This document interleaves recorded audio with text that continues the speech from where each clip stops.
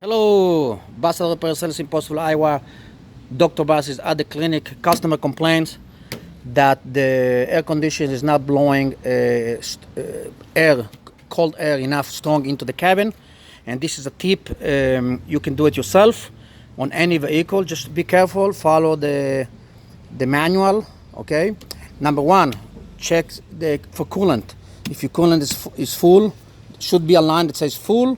If it's missing, add the specific coolant that the manufacturer requires. And very important, don't open, never open hot. It's under pressure, it can blow and you can get burned. That's number one.